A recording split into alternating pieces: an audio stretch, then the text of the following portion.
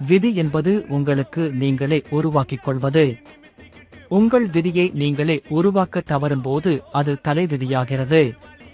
கடைவீதியில் குறைவாக கொடுத்து அதிகமாக பெற்றுக்கொள்வது சாமர்த்தியமாக கருதப்படுகிறது. உண்மையான உறவில் உங்களுக்கு என்ன கிடைக்கும் என்று கவலைப்படாமல் உங்களால் முடிந்ததையெல்லாம் கொடுப்பீர்கள்.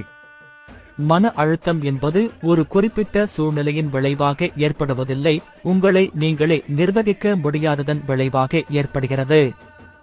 யோகா என்றால் வளைந்து கொடுக்கும் தன்மையுடன் இருப்பது, உடலளவில் மட்டுமில்லாமல் எல்லா விதத்திலும்.